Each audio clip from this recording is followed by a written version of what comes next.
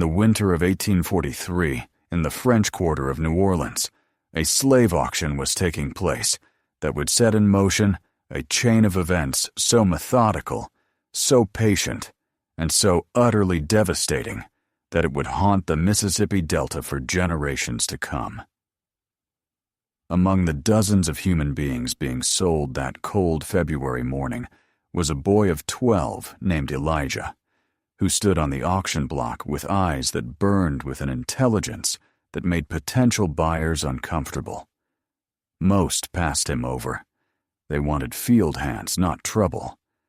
But Dr. Nathaniel Beaumont, a prominent plantation physician from Natchez with a reputation for scientific curiosity and methodical cruelty, saw something different in those eyes.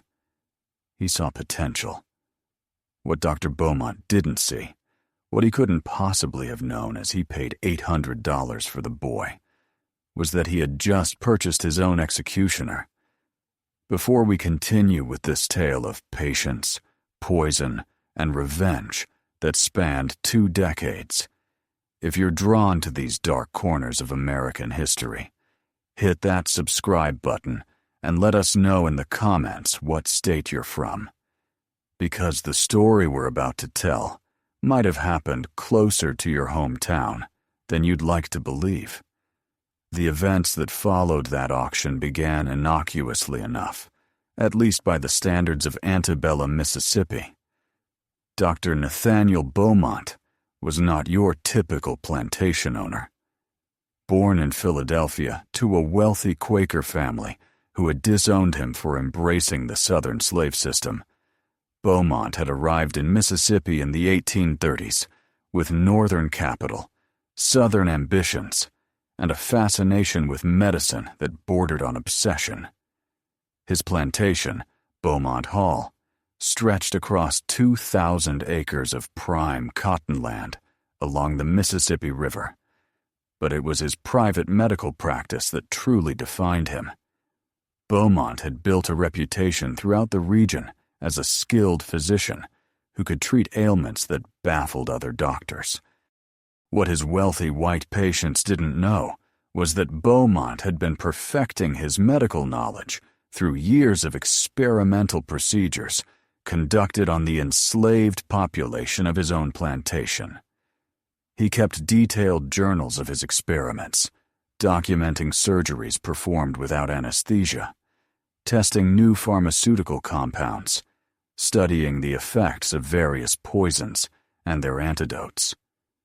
The enslaved community at Beaumont Hall lived in constant terror of being selected for what the doctor called his medical assessments. When young Elijah arrived at Beaumont Hall in February of 1843, he was immediately marked as different. Unlike other slave children who were sent to work in the fields or serve in the main house, Elijah was assigned to assist Dr. Beaumont in his medical practice. The doctor had plans for the intelligent young slave, plans that involved training him as a medical assistant who could help with his experiments and perhaps eventually conduct routine treatments on other enslaved people, freeing Beaumont for more complex work. What Beaumont failed to recognize was that every lesson he taught Elijah, every medical text he allowed the boy to read, every procedure he forced him to witness or assist with, was arming his future killer with exactly the knowledge needed to destroy him. The first 5 years of Elijah's servitude established the foundation of everything that would follow. Dr. Beaumont, believing that an educated slave was more useful than an ignorant one, at least within the confined sphere of medical assistance, taught Elijah to read and write with surprising thoroughness. The boy devoured every medical text in Beaumont's extensive library, memorizing passages about anatomy, pharmacology, and toxicology, with a focus that his master interpreted as eagerness to please. But Elijah wasn't learning to serve. He was learning to kill. The turning point came in the spring of 1848, when Elijah was 17 years old. Dr. Beaumont had acquired a new subject for his experiments, a young woman named Sarah, who had been purchased specifically because she was pregnant. Beaumont wanted to study the effects of various substances on fetal development, an area of research that fascinated him despite its obvious cruelty. Elijah was ordered to assist with these experiments, to hold Sarah down during procedures, to administer the compounds Beaumont had prepared, to record her symptoms as the substances ravaged her body and eventually killed both her and her unborn child. The death of Sarah broke something fundamental in Elijah's spirit, or perhaps it forged something new. As he helped dispose of her body in the unmarked grave where Beaumont buried his failed experiments, Elijah made a decision that would define the next 2 decades of his life. He would kill Dr. Nathaniel Beaumont. But he wouldn't do it in rage or haste. He would do it slowly, carefully, and with such medical precision that no one would ever suspect murder. He would become exactly what Beaumont was training him to be, a skilled physician, and then he would use that knowledge to deliver justice in the form of a death so agonizing and protracted that Beaumont would have years to understand what was happening and why. The plan Elijah conceived was breathtaking in its patience and complexity. He understood that simply killing Beaumont would accomplish nothing. He would be immediately suspected, captured, and executed in the most brutal manner imaginable. No, Elijah needed something more sophisticated. He needed freedom, education, legitimacy, and time. He needed to transform himself from a slave into a respected physician, someone who could return to Beaumont years later, not as a fugitive, but as a peer. Someone whose presence would be welcomed rather than feared. The first phase of Elijah's plan required him to become the most valuable slave on Beaumont Hall. Over the next several years, he threw himself into his medical training with such dedication that Dr. Beaumont began to regard him as genuinely gifted.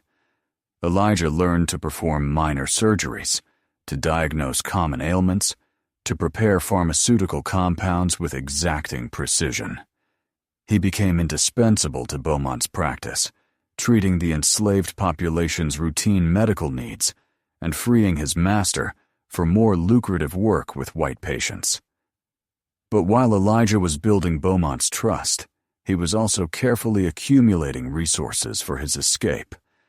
He memorized the routes that led north to free states. He cultivated relationships with other enslaved people who had connections to the Underground Railroad. Most importantly, he began stealing small amounts of money from Beaumont's earnings, amounts so tiny that they would never be noticed, but which accumulated over years into a substantial sum. He hid this money in a series of caches throughout the plantation grounds, marked with symbols that only he could interpret. By 1852, 9 years after his arrival at Beaumont Hall, Elijah was ready for the most dangerous phase of his plan. He needed to escape, but not in a way that would make him a hunted fugitive. He needed documentation, a plausible story, and a head start that would allow him to reach the north before anyone realized he was gone. The opportunity came in October of that year, when Dr. Beaumont was called away to treat a yellow fever outbreak in Vicksburg. The doctor would be gone for at least 2 weeks, during which time Elijah would be responsible for maintaining the medical practice at Beaumont Hall. On the 3rd night of Beaumont's absence, Elijah put his plan into motion. He had spent months carefully forging documents that identified him as a free man of color named Elijah Freeman, born in New Orleans and traveling north to visit relatives in Cincinnati. The forgery was nearly perfect, copied from genuine freedom papers that Elijah had studied during his years assisting Beaumont with legal matters related to slave health certificates. With the forged papers hidden in his clothing, along with the money he had stolen over the years, Elijah slipped away from Beaumont Hall on a moonless night in October 1852. He followed routes that had been whispered about in the slave quarters, safe houses, and sympathetic conductors on the Underground Railroad who would help him reach freedom. The journey north took 6 weeks of constant danger and near captures. Elijah traveled mostly at night, moving through the wilderness of Mississippi, Tennessee, and Kentucky. He posed as a free servant traveling on his master's business, using the forged papers and the medical knowledge he had acquired to treat minor ailments in the communities he passed through, building credibility for his false identity. In December of 1852, Elijah crossed the Ohio River into Cincinnati and became, for the first time in his life, legally free. But freedom was just the beginning of his plan, not the end. The next phase would require years of education, the establishment of a legitimate medical practice, and the cultivation of a reputation that would eventually allow him to return to Mississippi, not as a fugitive slave, but as a respected physician whom no one would suspect of harboring murderous intentions. Cincinnati in the 1850s was a city of contrasts, a border town where Southern sympathies and abolitionist fervor existed in uneasy balance. For a newly freed slave with forged papers and a determination to become a legitimate physician, it offered both opportunities and dangers. Elijah arrived in the city with almost nothing except his stolen money, his forged freedom papers, and a depth of medical knowledge that was extraordinary for someone of any race, but especially for a former slave. His first challenge was establishing a credible history. The forged papers identified him as Elijah Freeman, but papers alone weren't enough to build a life. He needed witnesses to his supposed free birth, connections to the free black community, and most importantly, a way to acquire formal medical education despite the enormous barriers that existed for African Americans seeking professional training. Elijah found refuge with a Quaker family named Morrison, who ran a boarding house that catered to free blacks and fugitive slaves passing through Cincinnati. Thomas Morrison, the patriarch of the family, was an abolitionist who had helped hundreds of escaped slaves reach Canada. When Elijah explained his situation and his ambitions, Morrison was skeptical but intrigued. A slave who wants to become a doctor to poison his former master, Morrison said during their first long conversation. That's either the most brilliant revenge plot I've ever heard, or the most foolish. Probably both.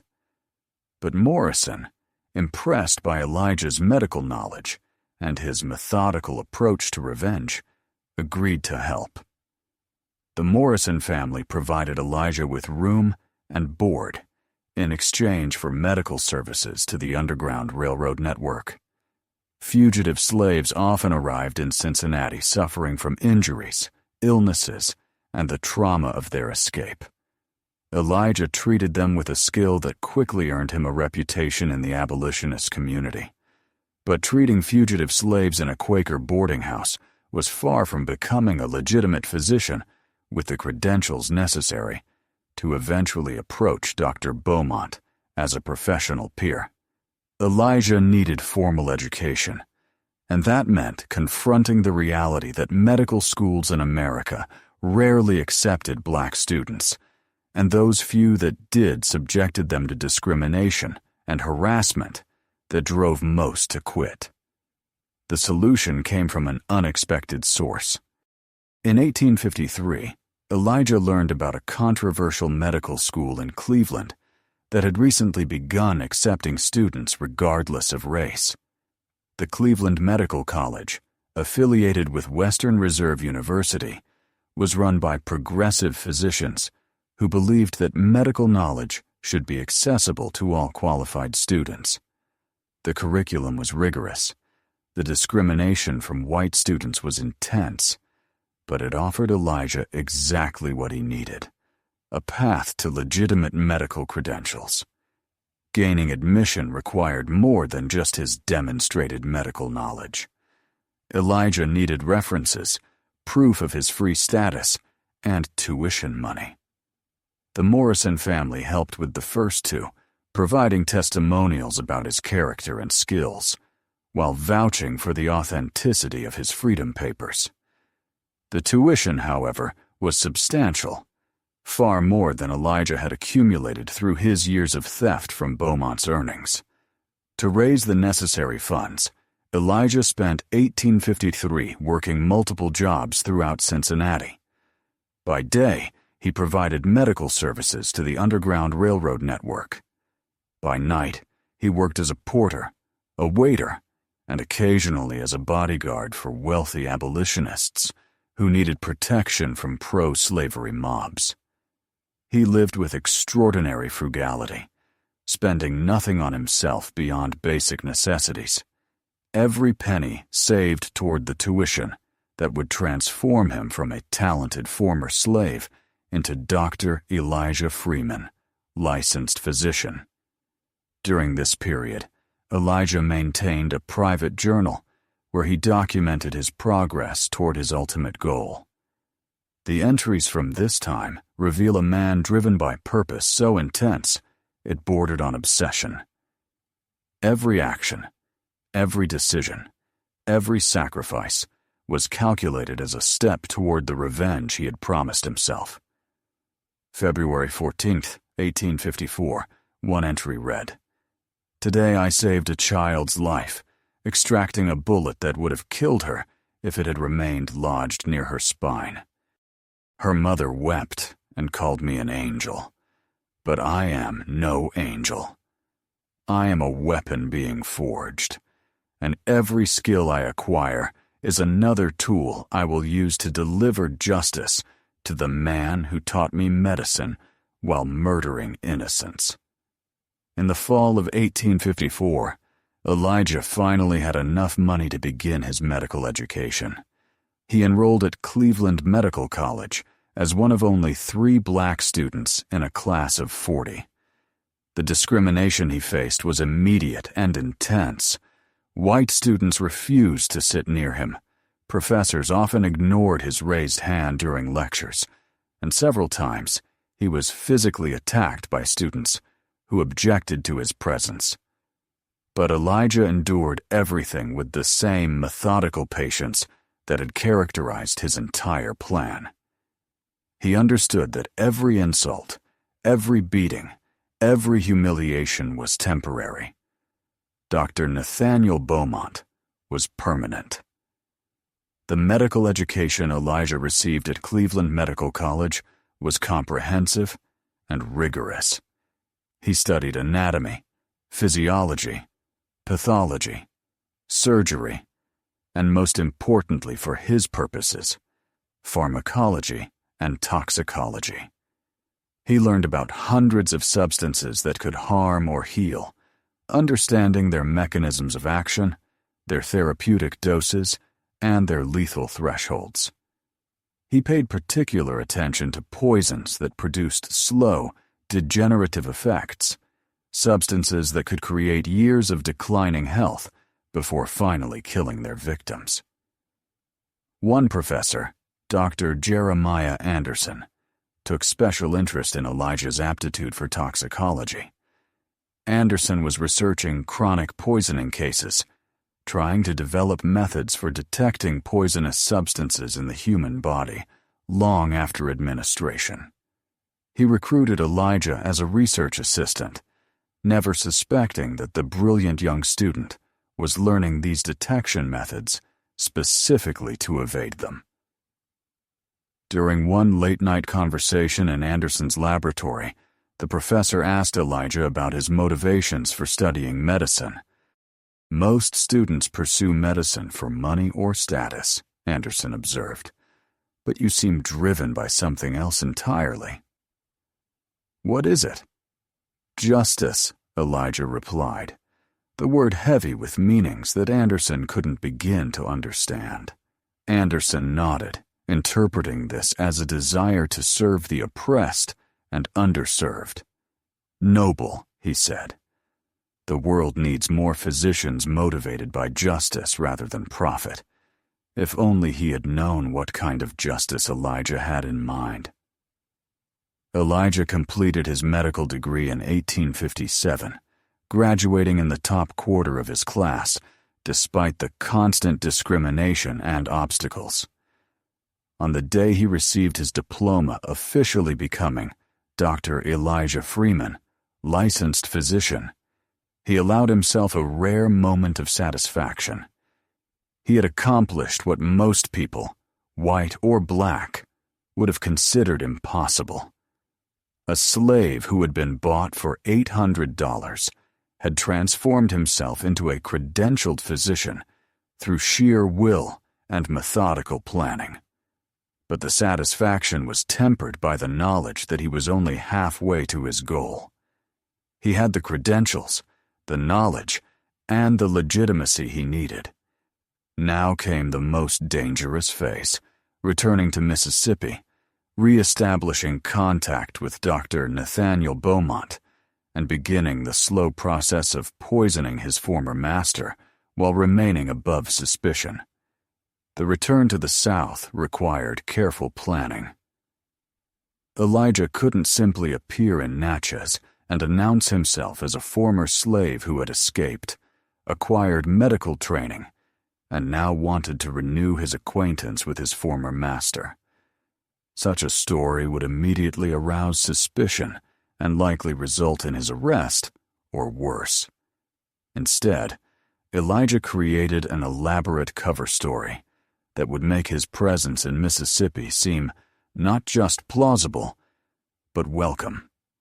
In early 1858, Dr. Elijah Freeman began circulating letters to physicians throughout the Mississippi Delta, introducing himself as a colored physician from Ohio who was interested in studying tropical diseases common in the Deep South.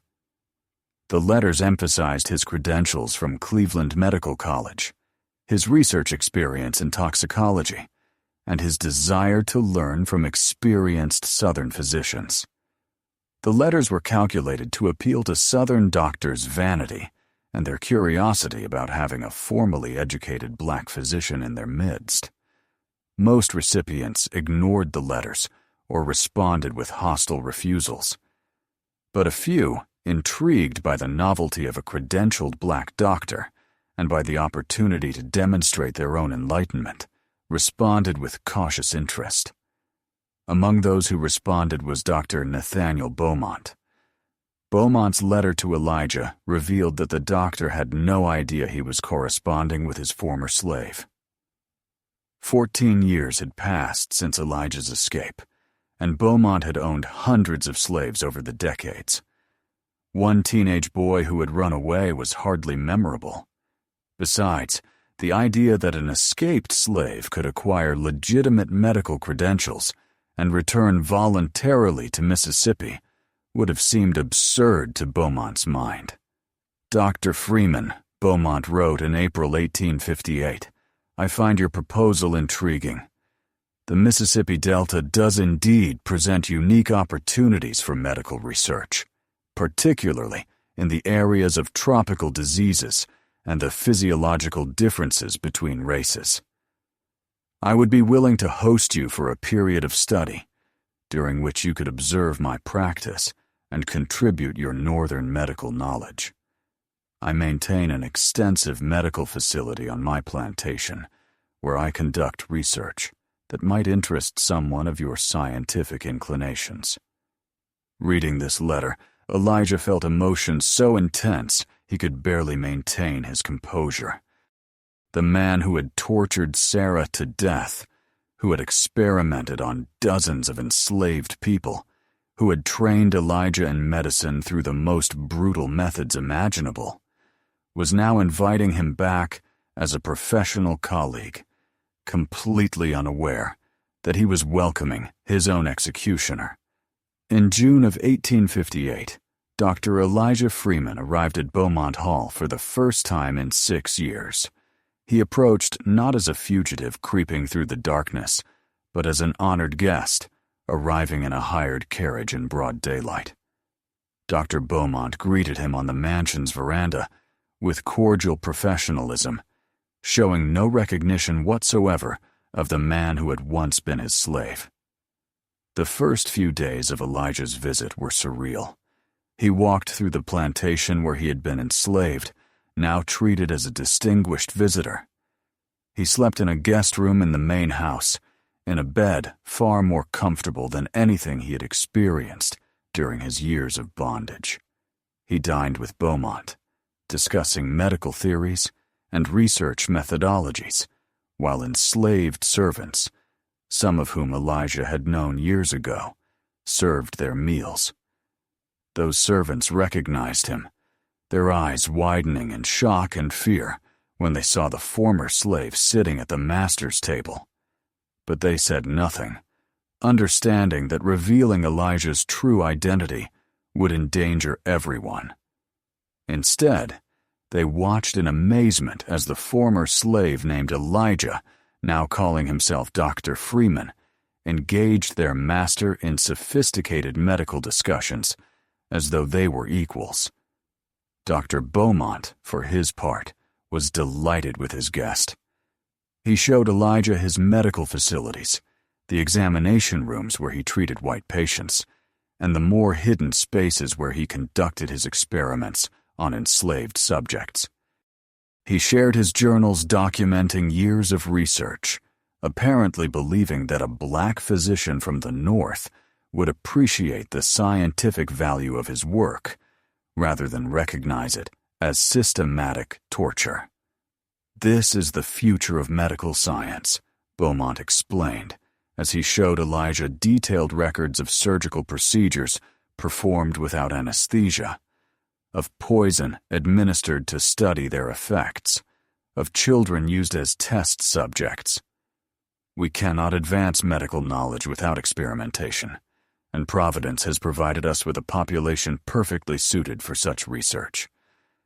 As Elijah read through Beaumont's journals, he found the entry about Sarah, the pregnant woman whose death had catalyzed his quest for revenge. Beaumont had documented her suffering with clinical detachment, noting the effects of various substances on her pregnancy, recording her pain levels, describing the eventual death of both mother and child as unfortunate but scientifically valuable. Looking at those cold, methodical notes about Sarah's agony, Elijah felt his resolve harden even further. He had worried that 14 years of separation might have diminished his desire for revenge, that he might find it difficult to kill a man who now treated him with professional respect. But reading Beaumont's journals, seeing the casual cruelty documented in meticulous detail, Elijah knew that his plan was not just justified, it was necessary. After 2 weeks of observation and discussion, Elijah made his proposal to Dr. Beaumont. "I would like to extend my visit," he said over dinner one evening. "Your research is fascinating, and I believe we could collaborate on several projects. Perhaps I could assist with your experiments, bringing my northern medical training to complement your practical experience." Beaumont was enthusiastic about the proposal.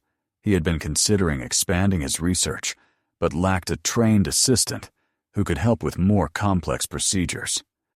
Having a credentialed physician, even a black one, would lend additional legitimacy to his work. They agreed that Elijah would remain at Beaumont Hall indefinitely, serving as an assistant and collaborator in Beaumont's medical practice.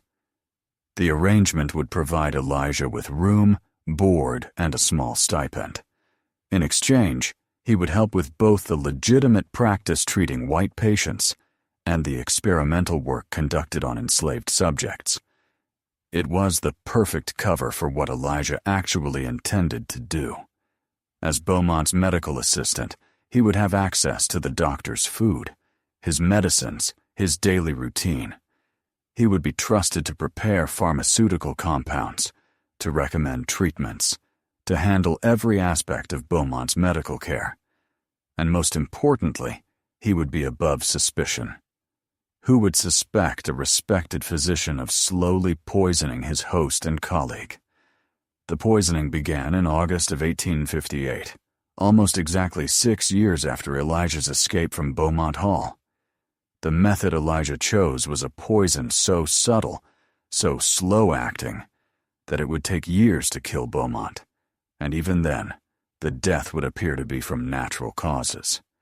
Elijah had selected his weapon carefully during his years of toxicology study, arsenic trioxide, administered in doses so small that they would produce no immediate symptoms, but which would accumulate in Beaumont's body over time, gradually destroying his health in ways that would be impossible to trace to poisoning.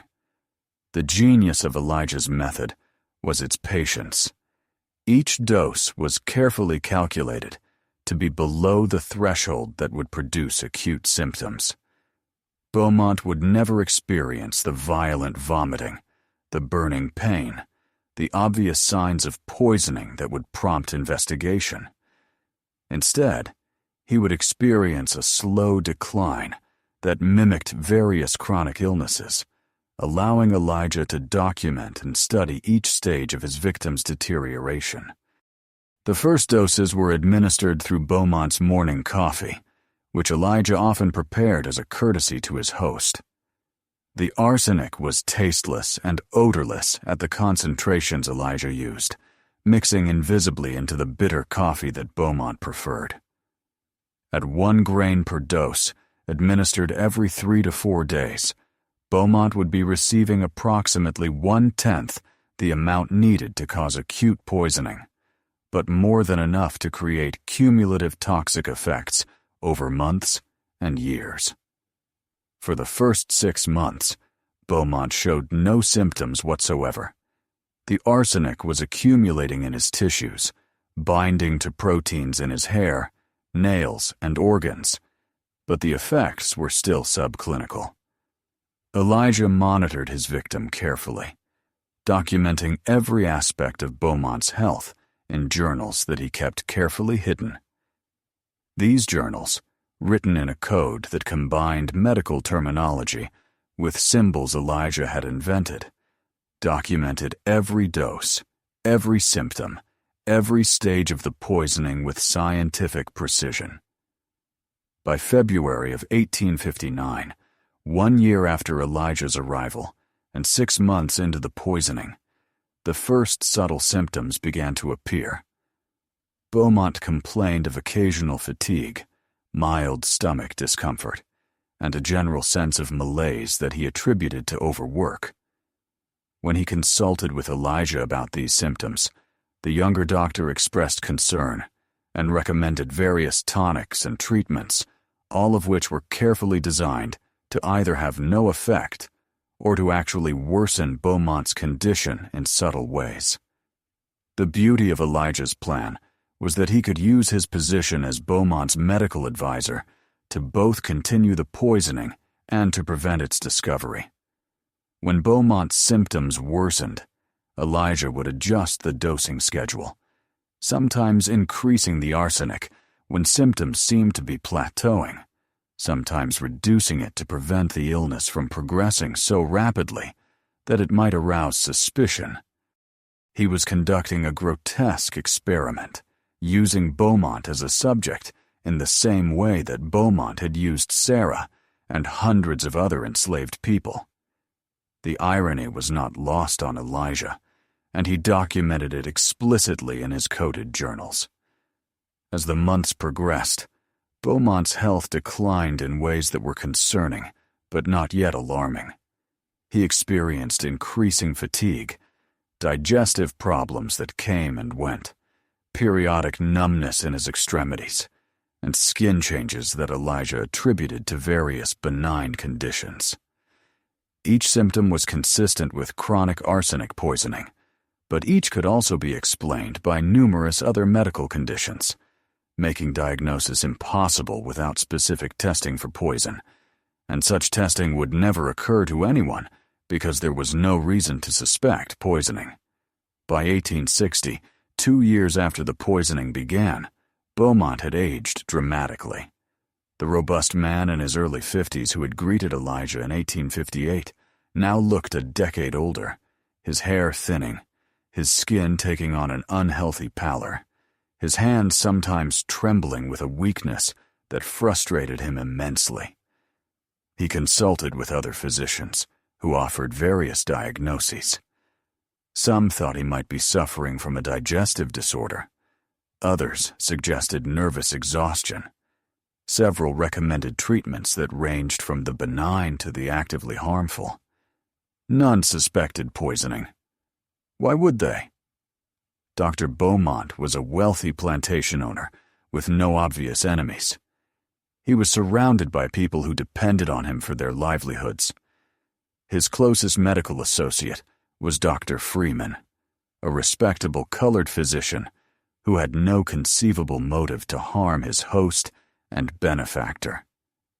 The idea that he was being slowly murdered by the same slave he had tortured years ago was beyond anyone's imagination. During this period, Elijah maintained his dual existence with remarkable discipline. Publicly, he was the concerned medical colleague, constantly attending to Beaumont's health, recommending treatments, consulting with other physicians, and showing appropriate concern for his patient's declining condition. Privately, he was methodically documenting every stage of Beaumont's deterioration, adjusting the poison doses to maximize suffering while minimizing the risk of discovery, and preparing for the final phase of his revenge. The most psychologically challenging aspect for Elijah was maintaining his facade of concern and compassion while watching Beaumont suffer. There were moments when Beaumont's pain was so evident that even Elijah felt twinges of guilt or doubt. But whenever such feelings emerged, Elijah would remind himself of Sarah's death, of the hundreds of other victims documented in Beaumont's journals, of the systematic cruelty that had been inflicted in the name of medical science. Beaumont's suffering, as real as it was nothing compared to what he had inflicted on others. The Civil War, which began in April of 1861, complicated Elijah's plans in unexpected ways. Mississippi seceded from the Union in January 1861, and suddenly, a northern-educated black physician living on a Mississippi plantation became a subject of suspicion. Several neighbors suggested to Beaumont that Dr. Freeman might be a Union spy or an abolitionist agitator. But Beaumont, now deeply dependent on Elijah's medical care as his health continued to decline, defended his colleague vigorously. Dr. Freeman has proven his loyalty 100 times over, Beaumont told suspicious neighbors. Without his medical expertise, I would have died long ago. He's not our enemy. The irony of Beaumont defending the man who was slowly killing him was not lost on Elijah. But the war also provided new cover for the poisoning. As medical supplies became scarce, as stress increased, as diseases spread through the South, Beaumont's declining health seemed less unusual. Many Southern gentlemen were suffering from similar mysterious ailments, attributed to the hardships of wartime. By 1862, 4 years into the poisoning, Beaumont was a shell of his former self. He could barely walk without assistance. His weight had dropped dramatically. His skin had taken on a grayish tone that gave him a corpse-like appearance. Neurological symptoms had become prominent, including weakness, numbness, and occasional confusion that suggested brain damage from the accumulated arsenic. Other physicians who examined Beaumont were baffled by his condition. which seemed to combine elements of digestive disease, neurological disorder, and general physical decline in ways that didn't match any known illness. Dr. Freeman has suggested it might be a tropical disease, Beaumont explained to visitors, his voice weak and trembling. Some exotic condition he's researching. He's certain he'll find a cure eventually. But Elijah had no intention of finding a cure. He was in the final phase now, carefully monitoring Beaumont's decline and preparing for the moment when he would reveal the truth. Because the final element of Elijah's revenge wasn't just killing Beaumont. It was ensuring that before he died, Beaumont understood exactly what had happened and why. In the summer of 1863, Beaumont suffered what appeared to be a severe stroke, leaving him partially paralyzed and largely confined to bed. The attack was actually the result of a temporary increase in arsenic dosing that Elijah had calculated to create severe symptoms without immediately killing his victim. Beaumont survived, but his condition afterward made him almost completely dependent on Elijah for all medical care and daily assistance. It was during this period of complete vulnerability that Elijah decided the time had come for revelation. On a humid August night, with Beaumont barely conscious in his bed, Elijah sat beside him and finally spoke the truth that he had been holding inside for 20 years. "Dr. Beaumont," Elijah said quietly, "I need to tell you something. Something I should have told you years ago." Beaumont's eyes opened slowly, focusing on Elijah with difficulty. His voice, when he spoke, was barely a whisper. "What is it?" "My name is not Elijah Freeman," Elijah said. "My name is Elijah. Just Elijah. You bought me at an auction in New Orleans in February of 1843 when I was 12 years old. You trained me as your medical assistant, and in 1852 I escaped from this plantation and made my way north." For a long moment, Beaumont stared at Elijah without comprehension. Then, slowly, recognition began to dawn in his eyes. That recognition was followed by confusion, fear, and finally a question that emerged as a croaking whisper. "Why did you come back? To kill you," Elijah replied simply.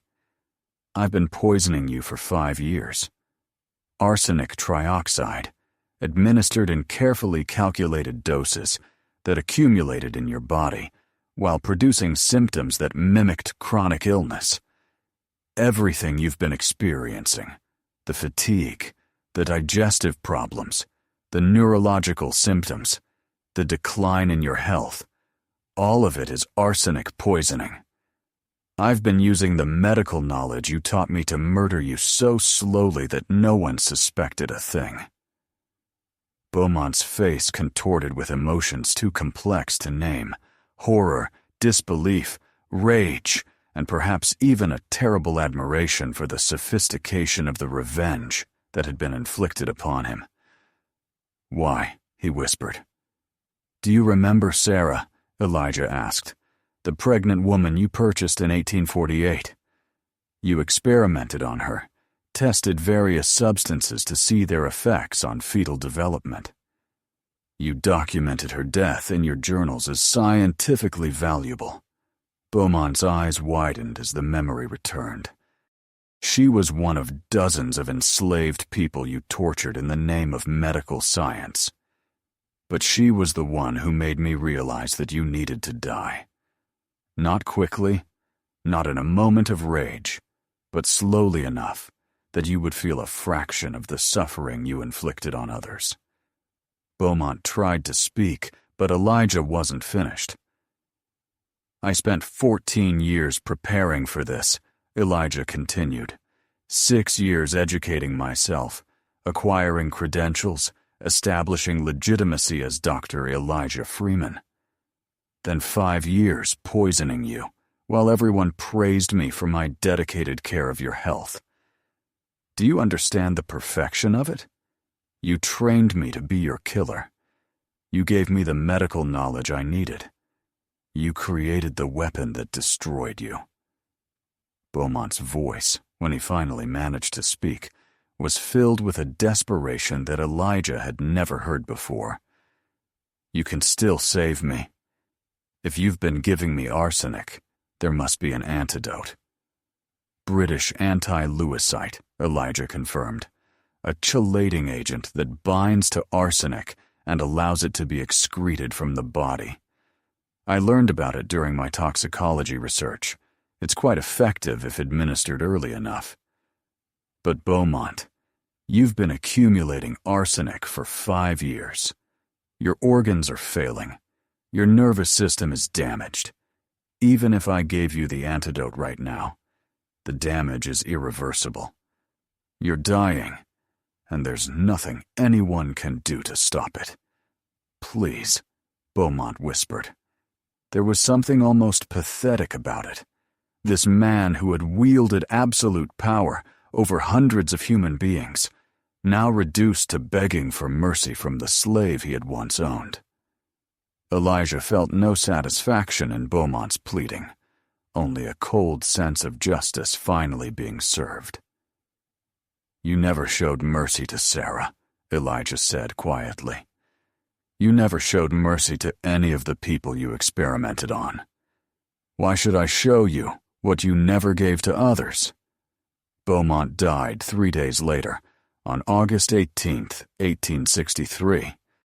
The official cause of death recorded by the local physician, who was called to confirm the death, was chronic wasting disease, a vague diagnosis that encompassed Beaumont's symptoms without identifying any specific cause. Dr. Elijah Freeman was praised for his dedicated care of his patient during his long illness, with several local physicians commenting on the extraordinary devotion he had shown to a man who was dying of an unknown condition. No autopsy was performed. In the chaos of the Civil War, with battles raging across the South and the Confederacy collapsing, the death of one plantation owner from apparent natural causes warranted no special investigation. Beaumont was buried in the family plot on his plantation, and Elijah attended the funeral as a mourner, standing among the white physicians and plantation owners who had known Beaumont, listening to eulogies that praised his medical expertise and his contributions to Southern science. After the funeral, Elijah made his arrangements to leave Beaumont Hall. He told curious neighbors that he planned to return to Ohio, where his medical skills would be needed as the war continued. Several plantation owners offered him lucrative positions, impressed by his credentials and his dedication to Dr. Beaumont. Elijah declined them all. Before leaving Mississippi, Elijah made one final visit to the slave quarters at Beaumont Hall. The enslaved community there had lived through years of knowing that the former slave Elijah had returned as Dr. Freeman, watching in amazement as he had walked freely through the plantation that had once imprisoned him. They had suspected something, though they didn't know the details, and now they gathered to hear what he would tell them. "I did what I came here to do," Elijah told the assembled group. "Dr. Beaumont is dead, and his death was not natural.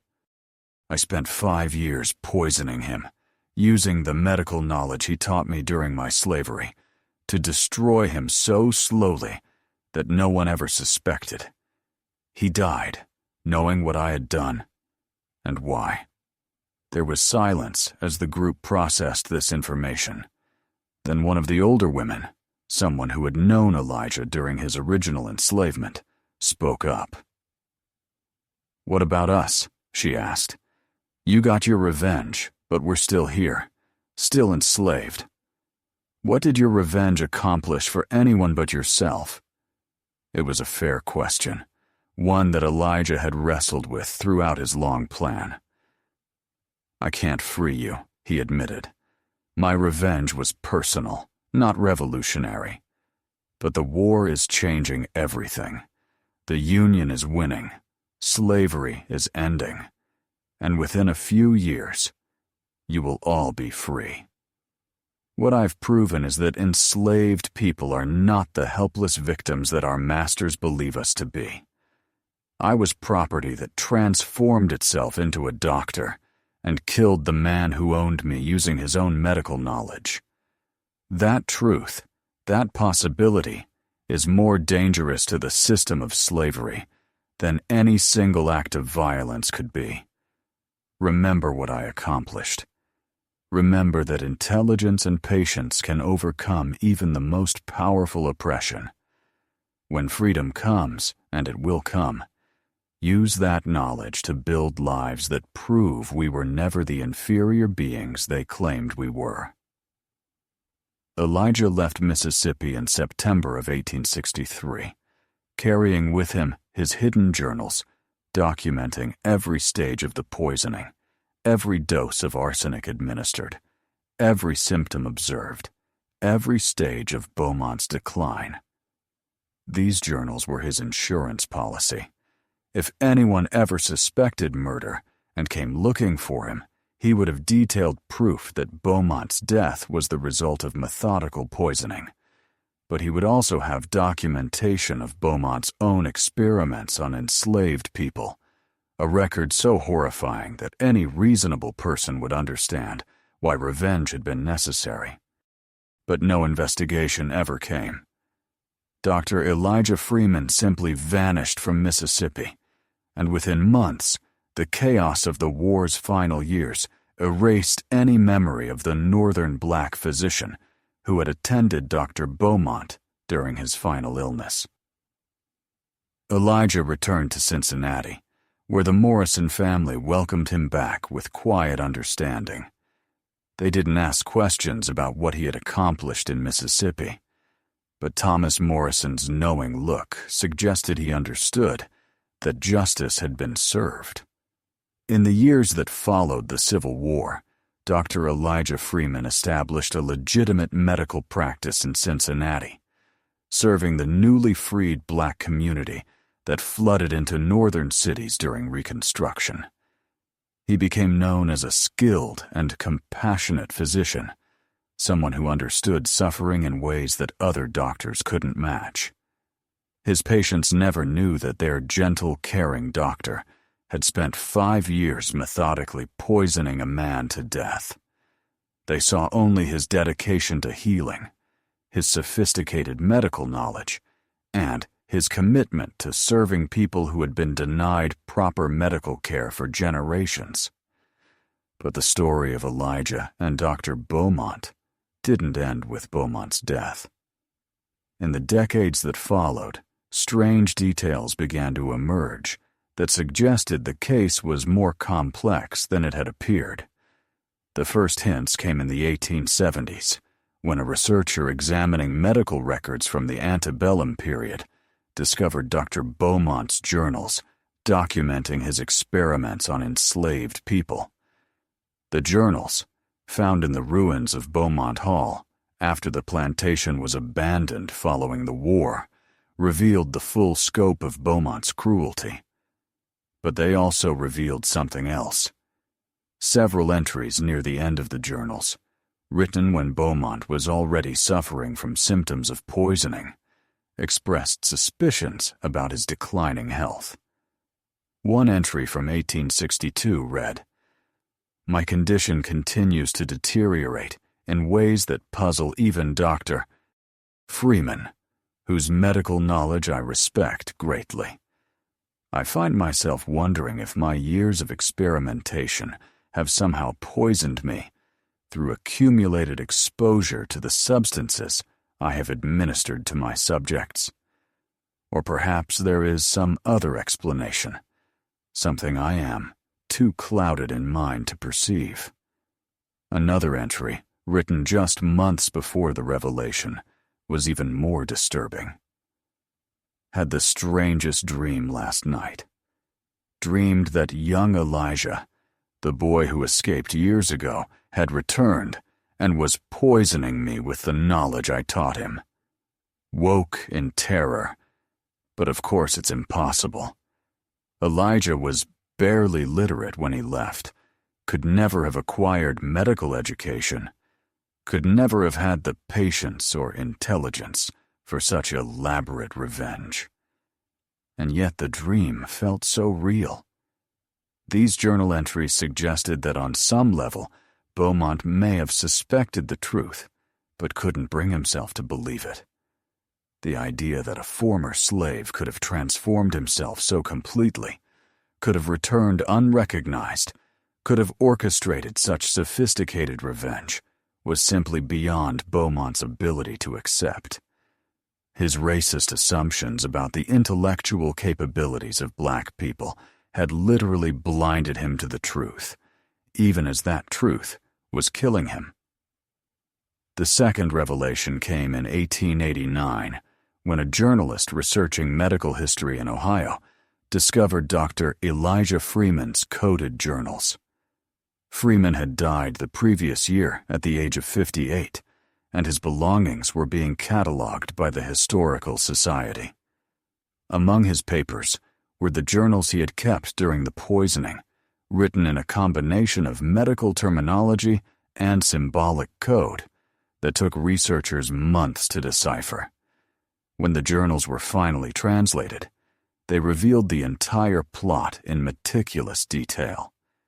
Every dose of arsenic was recorded, every symptom was documented, every stage of Beaumont's decline was analyzed with clinical precision.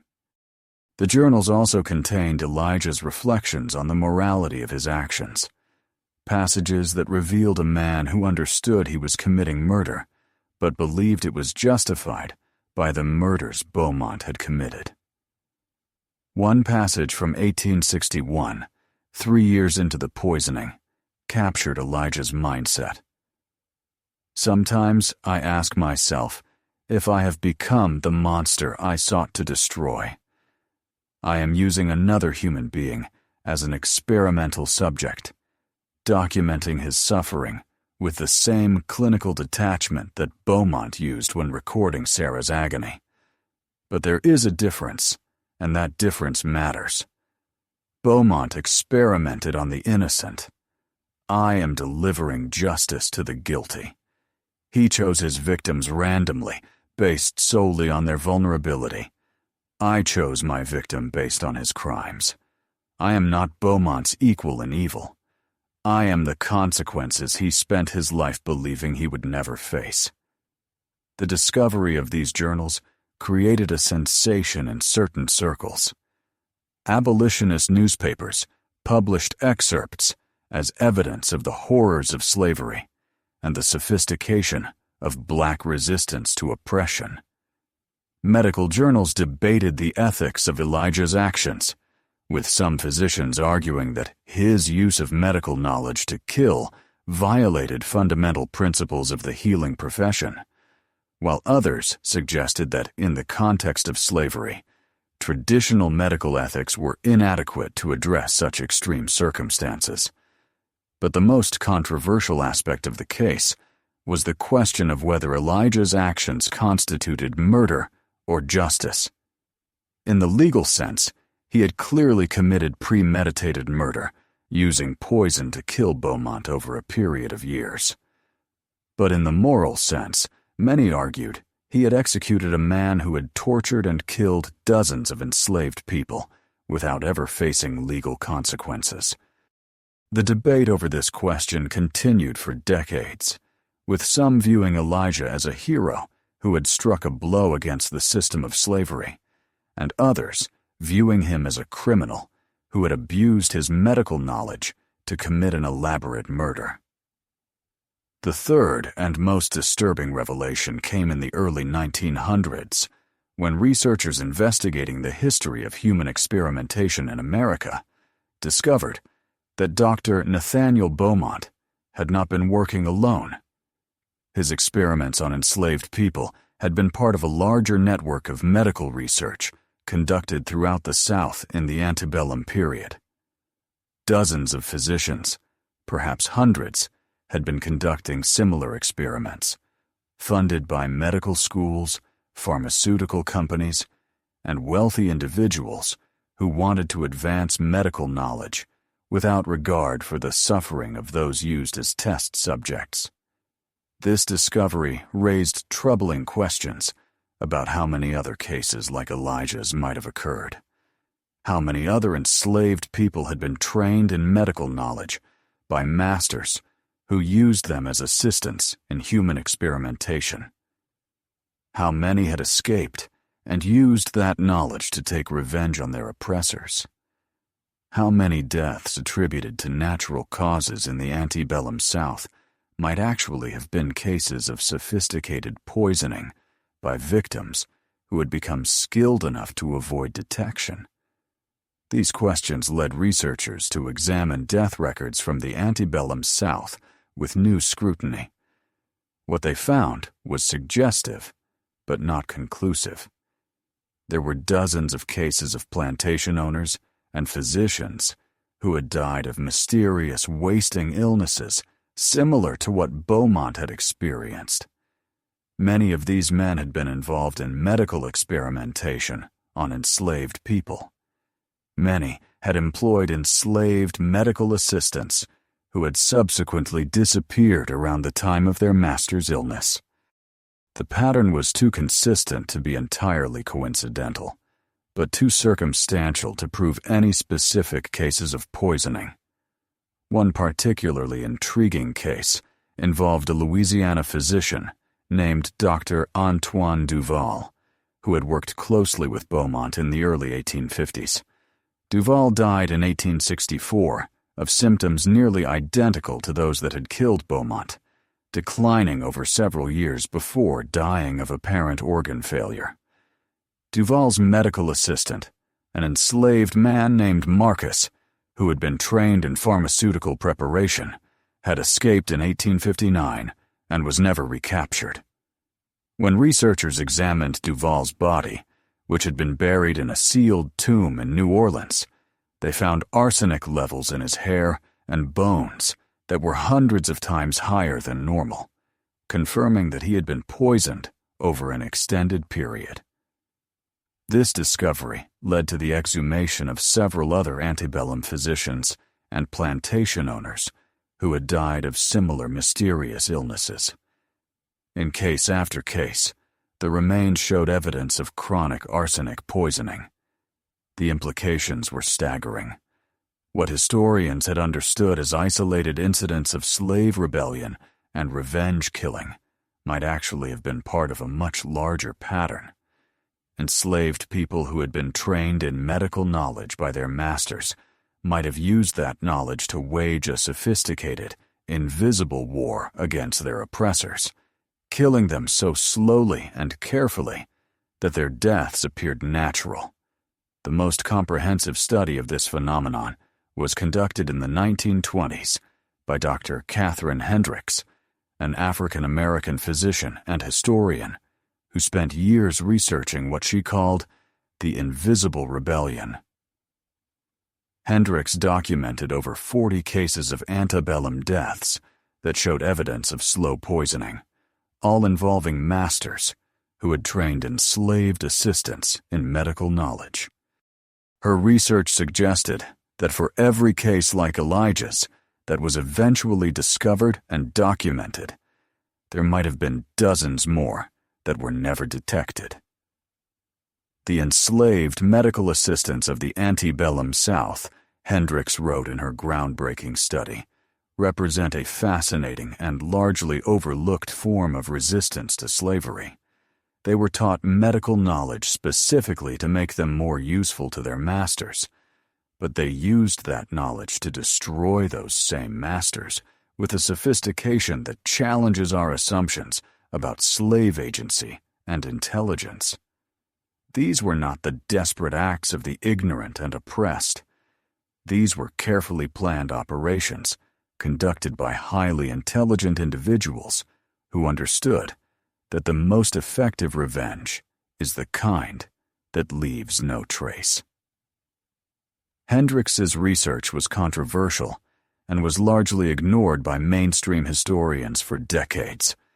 The idea that enslaved people had been conducting sophisticated poisoning campaigns against their masters was too disturbing for a society still grappling with the legacy of slavery.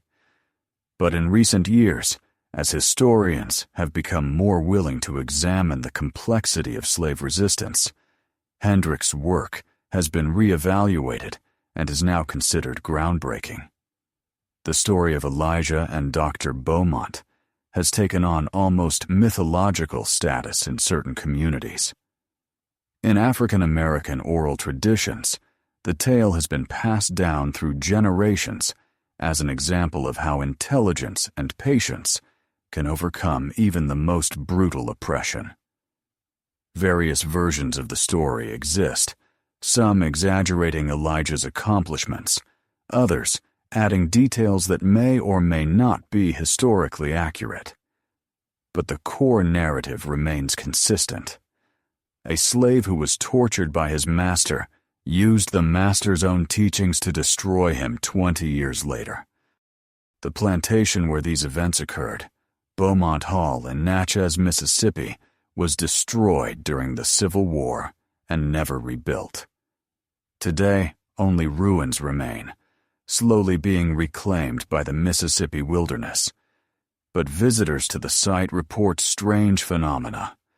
Some claim to hear sounds of suffering coming from the area where Beaumont's medical facility once stood. Others report seeing a tall figure moving through the ruins, as if searching for something, or perhaps standing guard over the site, where so many had suffered, and where one man had finally achieved his terrible justice. Local historians have documented these reports for over a century, and while most dismiss them as folklore or imagination, the consistency of the accounts is striking. Multiple visitors, unaware of the site's history, have reported feeling overwhelming sorrow when standing in certain areas, particularly near what was once Beaumont's examination room. Some have reported sudden nausea and weakness, symptoms that eerily mirror those experienced by Beaumont during his slow poisoning. Perhaps most unsettling are the reports from several visitors who claim to have found small glass vials buried in the ruins, vials that, when analyzed, contained traces of arsenic trioxide. These vials, if genuine, might be remnants of Elijah's poisoning campaign, hidden throughout the plantation as insurance, or perhaps as a message to anyone who might later discover what had happened. Several of these vials have been donated to historical societies, where they are kept as artifacts of one of the most sophisticated revenge plots in American history. The medical community's response to the Elijah case has evolved significantly over the decades. In the immediate aftermath of the journal's discovery, many physicians condemned Elijah's actions as a violation of medical ethics so fundamental that it called into question the entire concept of admitting black students to medical schools.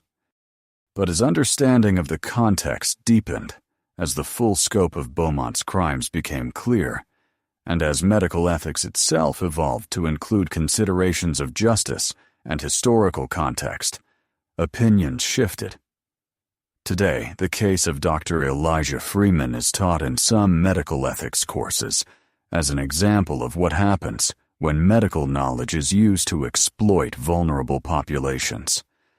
The case raises difficult questions about the responsibilities of physicians, about the limits of medical experimentation, and about whether there are circumstances where the normal rules of medical ethics might not apply. These are not comfortable questions, and there are no easy answers. But the case forces medical students to grapple with the reality that medicine has not always been a force for good, and that sometimes those who were victimized by medical abuse found ways to strike back. The story has also had a profound impact on discussions about reparations and historical justice. Elijah's 20-year campaign of revenge represents one form of justice that victims of slavery could achieve when legal justice was impossible. The fact that he succeeded raises uncomfortable questions about how many other acts of personal justice might have occurred throughout the slavery era, acts that we have misinterpreted as natural deaths or mysterious disappearances. Some scholars have argued that Elijah's actions, while technically criminal, were morally justified and should be understood as a form of self-defense against a system that offered no other recourse for justice. Others maintain that regardless of the circumstances, the premeditated murder of a defenseless patient by his physician cannot be justified, even when that patient was himself a murderer. The debate continues, and the case of Elijah and Beaumont remains one of the most complex and controversial examples of slave resistance in American history. In 2003, the state of Mississippi officially recognized the site of Beaumont Hall as a historical landmark, though the marker erected at the site carefully avoids mentioning the poisoning. Instead, it describes the location as a former plantation that was the site of medical experimentation on enslaved people, adding that the plantation's owner died of a mysterious illness in 1863. The vague language reflects the continued discomfort with acknowledging that an enslaved person successfully murdered his master and escaped all consequences.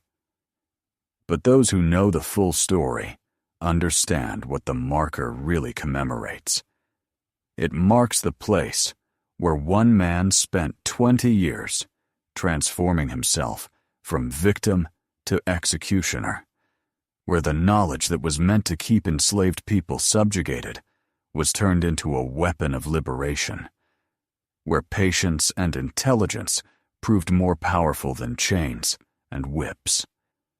The psychological impact of learning about cases like Elijah's is profound, particularly for descendants of enslaved people. Many report feeling a complex mix of emotions: pride in Elijah's intelligence and determination, horror at the methods he used, satisfaction at seeing justice delivered even if through illegal means, and sadness that such extreme measures were necessary.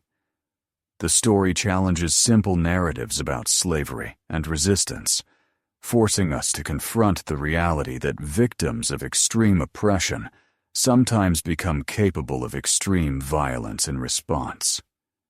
Dr. Sarah Chen, a historian at Howard University, who has written extensively about medical resistance during slavery, argues that cases like Elijah's were probably far more common than we realize. The enslaved population included many highly intelligent individuals who were forced into positions where they learned valuable skills from their masters. Some of those individuals, Chen argues, undoubtedly used those skills for resistance and revenge. The fact that we have documented evidence for only a few dozen cases doesn't mean there weren't hundreds or thousands more that left no trace.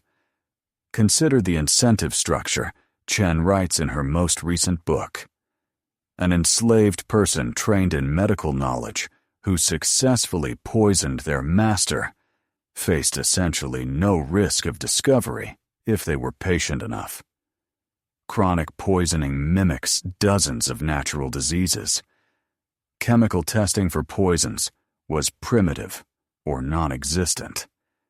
The idea that an enslaved person could be intelligent and patient enough to conduct such a sophisticated operation was literally unthinkable to most white people of the era. Under these circumstances, how many enslaved medical assistants must have at least considered using their knowledge to kill their oppressors? And how many followed through on that consideration? The answer, Chen suggests, is unknowable, but probably substantial. The invisible rebellion, as she calls it, may have claimed hundreds of lives, making it one of the most successful forms of slave resistance, precisely because it was so difficult to detect and so easy to dismiss as natural causes. This hypothesis has been supported by recent advances in forensic archaeology. When the remains of antebellum slaveholders are examined using modern testing methods, arsenic levels are found to be elevated in a surprising number of cases. While some of this arsenic exposure might have come from environmental sources or from medicines that contained arsenic, the levels found in some remains are consistent with intentional poisoning. As more remains are examined, the evidence for widespread slow poisoning of slaveholders continues to accumulate. The story of Elijah and Dr. Beaumont has also inspired creative works that have brought the case to wider attention. In 2015, a play called The 20-Year Revenge premiered in New York, dramatizing Elijah's journey from enslaved child to educated physician to patient executioner. The play was controversial, with some critics arguing that it glorified murder, while others praised it for honestly depicting the moral complexity of resistance to slavery. It ran for 6 months and sparked intense discussions about historical justice and the ethics of revenge. A documentary film about the case, titled Prescription for Justice, was released in 2018 and won several awards for its balanced exploration of the moral questions raised by Elijah's actions. The film included interviews with historians, medical ethicists, descendants of enslaved people, and descendants of slaveholders, presenting multiple perspectives on whether Elijah's actions were justified. The film's conclusion, that the case resists simple moral judgments and forces viewers to grapple with uncomfortable questions about justice and violence, was praised for its nuance. But perhaps the most powerful testament to the story's continuing relevance came in 2020, during the national protests following the murder of George Floyd. Protesters in several cities carried signs referencing Elijah's story, with slogans like, "Remember Elijah Freeman," and "The 20-Year Revenge." These references acknowledge that while Elijah's methods were extreme and not a model for modern activism, his refusal to accept oppression and his determination to achieve justice by any means necessary resonated with people who felt that legal systems had failed to deliver justice for contemporary racial injustices. The medical community has also grappled with the implications of the case for modern practice. In 2019, the American Medical Association issued a formal statement acknowledging the medical profession's role in slavery and human experimentation, specifically mentioning cases like Dr. Beaumont's as examples of how medical knowledge has been used to oppress rather than heal. The statement included an apology to descendants of those who had been victimized by medical experimentation and a commitment to addressing ongoing racial disparities in healthcare. This acknowledgement was partly inspired by the growing recognition that cases like Elijah's were not aberrations, but examples of systemic problems within medicine that continue to have consequences today. The mistrust of medical institutions that is common in African American communities has historical roots in experiences like those documented in Beaumont's journals. Understanding cases like Elijah's helps explain why that mistrust exists and why it must be addressed through systemic changes rather than dismissed as irrational. The forensic evidence from Beaumont's exhumed remains, examined using modern techniques in 2012, conclusively confirmed that he had been poisoned with arsenic over an extended period. The levels found in his hair, which grows continuously and preserves a chronological record of exposure, showed precisely the pattern that Elijah had documented in his journals. Small, regular doses, administered over approximately 5 years, with a slight increase in the final months. The scientific confirmation of Elijah's journals added a final piece of credibility to a story that some had dismissed as possibly exaggerated or fabricated. But the confirmation also raised new questions. If Elijah's poisoning of Beaumont was real and documented in such detail, how many other similar cases might have occurred that left no documentary evidence? How many enslaved people used their intelligence, their patience, and their knowledge to strike back against their oppressors in ways that have been lost to history? And what does it mean for our understanding of slavery to recognize that resistance took forms far more sophisticated than the desperate revolts and escapes that have dominated historical narratives? These questions have reshaped how historians approach the study of slavery and resistance. There is now a recognition that enslaved people were not simply victims waiting for emancipation or heroes staging dramatic rebellions. They were complex individuals who used every tool at their disposal to resist oppression, including tools that their oppressors had unwittingly provided. The medical assistants, the skilled craftsmen, the house servants who observed their masters' routines, all of these individuals had knowledge and access that could be weaponized if they had the intelligence and patience to do so. The story of Elijah reminds us that history is not just about the powerful and their grand narratives. It is also about the individuals who refused to accept their assigned roles, who transformed themselves against all odds, who waited years or decades for opportunities to achieve justice, and who sometimes succeeded in ways that the powerful never suspected. These are the stories that challenge our comfortable assumptions about history and force us to recognize the agency and intelligence of people who have been historically marginalized. As we move further from the era of slavery, the story of Elijah and Dr. Beaumont becomes both more distant and more relevant. We are distant enough now to examine the case with some objectivity, to see it as a historical event rather than a contemporary controversy. But we are close enough that the questions it raises about justice, revenge, medical ethics, and resistance to oppression remain urgently relevant. In a world where systemic injustice continues in new forms, where legal recourse often fails to deliver justice, where the powerful continue to exploit the vulnerable, the story of one man who spent 20 years patiently constructing perfect revenge continues to resonate. What makes Elijah's story particularly powerful is not just what he did, but how he did it. He didn't lash out in rage or desperation. He didn't stage a dramatic revolt that would have ended in his death. He played the long game, transforming himself so completely that he could walk back into the plantation where he had been enslaved and be treated as an honored guest. He used the master's tools to dismantle the master's house, to borrow Audre Lorde's famous phrase.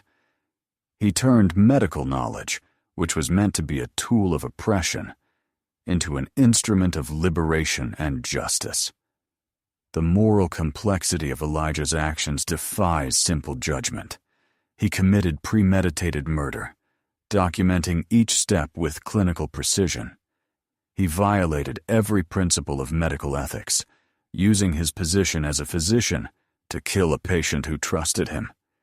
He caused years of suffering to a man who, by the time of his death, was too weakened to defend himself. These facts are undeniable.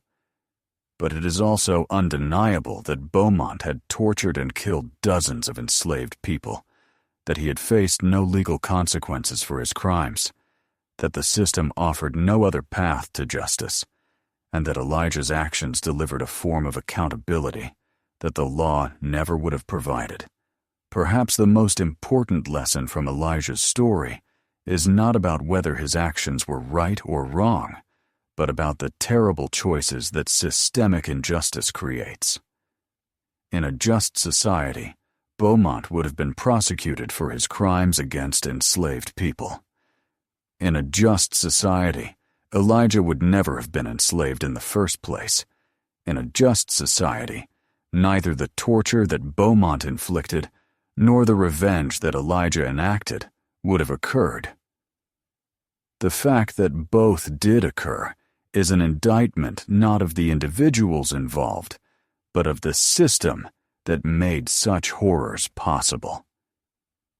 Today, visitors to the ruins of Beaumont Hall sometimes leave offerings, small tokens that acknowledge both the suffering that occurred there and the justice that was eventually delivered.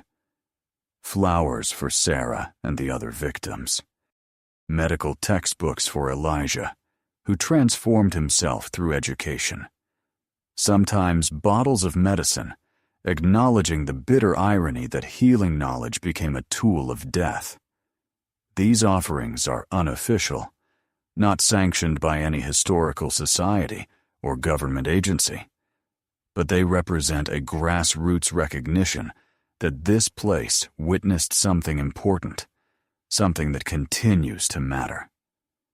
The handprints that Elijah left in Beaumont's journals, the meticulous documentation of every dose administered and every symptom observed, remain some of the most chilling documents in American medical history.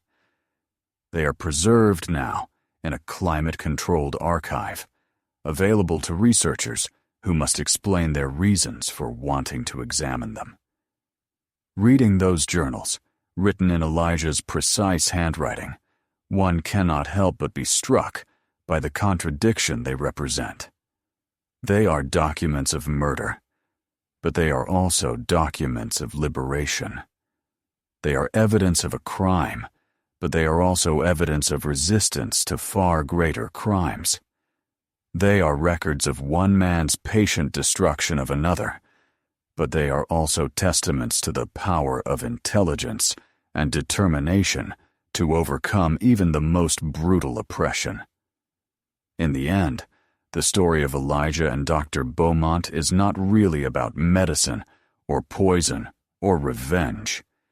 It is about the fundamental human refusal to accept degradation, about the extraordinary lengths people will go to achieve justice when legal systems fail them, about the transformation of victim into agent, and about the terrible beauty of revenge, perfected over 20 patient years.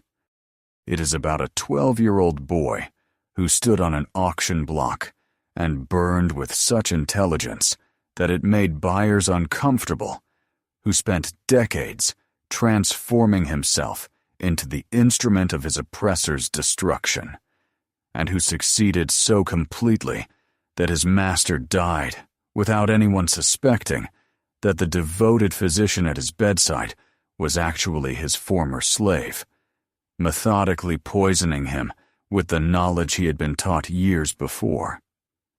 The ruins of Beaumont Hall stand today as a monument to this story, slowly crumbling into the Mississippi soil. The medical examination rooms where Beaumont conducted his experiments are gone. The slave quarters where Elijah once lived are gone. The mansion where Beaumont entertained prominent guests while slowly dying of arsenic poisoning is gone. But the story remains, passed down through generations, documented in archived journals and exhumed remains, debated by historians and ethicists, and remembered by those who understand that resistance to oppression takes many forms, some of them patient and quiet and deadly. The story of the slave who became a doctor and poisoned his former master over 20 years is not just history. It is a reminder that justice, though delayed, can sometimes arrive with a precision that would have impressed the scientists who thought they were conducting experiments on inferior beings. In the end, the greatest experiment conducted at Beaumont Hall was not any of Beaumont's torture sessions. It was Elijah's transformation of himself from property into person, from victim into executioner, from slave into the deliverer of perfect, patient, and utterly devastating revenge.